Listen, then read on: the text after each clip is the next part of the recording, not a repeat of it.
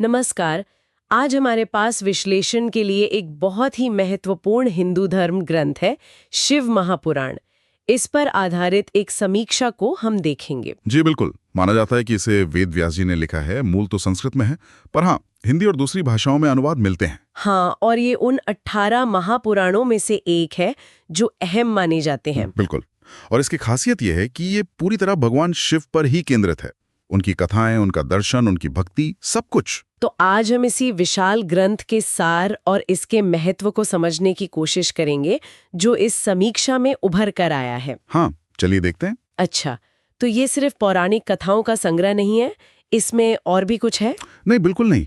इसमें ज्ञान और साधना के आध्यात्मिक अभ्यास के काफी गहरे पहलू भी हैं। ओह, सोचिए, इसमें करीब 24,000 श्लोक हैं। 24,000। हाँ, और ये 7 मुख्य हिस्सों में बटे हैं, जिन्हें संहिता कहते हैं। अच्छा, संहिताएं। हाँ, जैसे पहली है विद्येश्वर संहिता।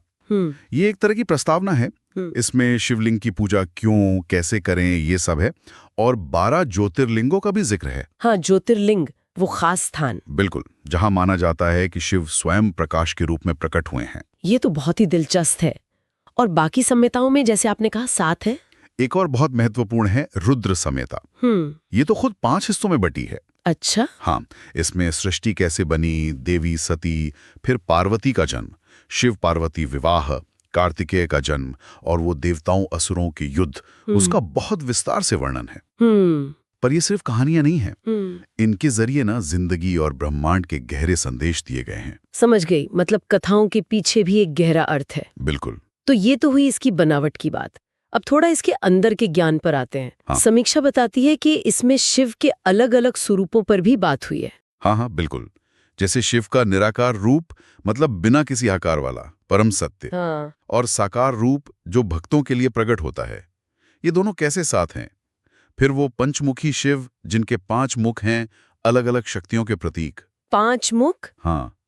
और एक बहुत ही अनोखा रूप है अर्धनारीश्वर। हाँ, वो तो मैंने सुना है।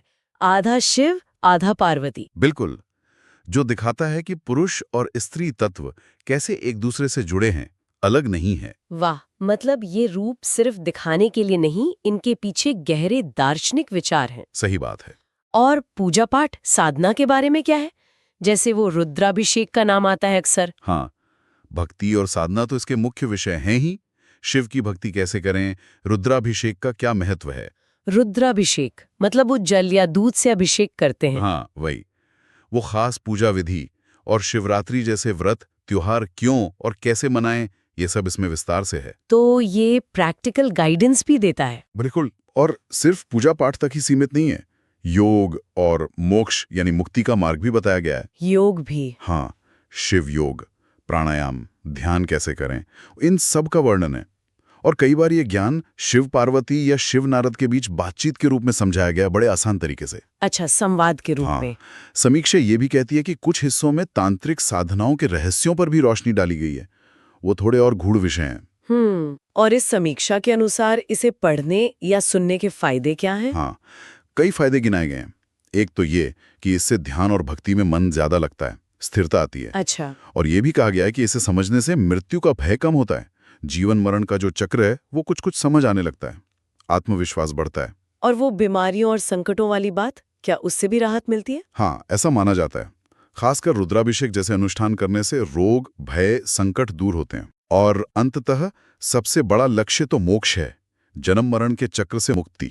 दिलचस्प है कि कैसे आस्था और अनुष्ठान को सीधे सीधे मानसिक और आध्यात्मिक लाभों से जोड़ा गया है। बिल्कुल, ये दिखाता है कि ये प्रक्रियाएं सिर्फ धार्मिक नहीं, बल्कि मनोवैज्ञानिक तौर पर भी असर करती होंगी। तो कुल मिलाकर समीक्षा का निचोड़ ये है कि शिव महापुराण सिर्फ एक धार्मिक किताब नहीं है, नहीं, बल्कि एक पूरी आध्यात्मिक यात्रा है, जो भक्ति से शुरू होकर ज्ञान और फिर मोक्ष तक ले जा सकती है। सही कहा।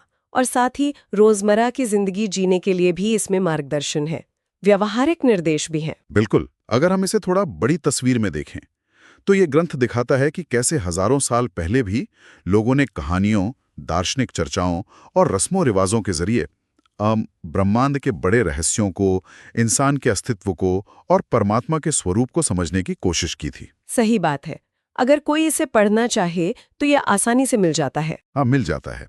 गीता प्रेस गोरखपुर या चौखंबा प्रकाशन जैसे जाने माने प्रकाशकों ने इसे छापा है। दुकानों में मिल जाएगा और आजकल तो ऑनलाइन भी उपलब्ध है। कई वेबसाइट्स पर पढ़ सकते हैं, डाउनलोड कर सकते हैं। ठीक है। और ये सब जानने के बाद एक सवाल मन में आता है कि कैसे हजारों साल पहले लिखे गए ये ग्रंथ आज भी हमें खुद को खोजने, शांति पाने में मदद कर सकते हैं। हाँ। आज की इस भागदौड़ भरी जिंदगी में इनकी क्या प्रासंगिकता है? कैसे हम इन्हें अपने जीवन में उतार सकते हैं? ये वाकई सोचने वाली बात है।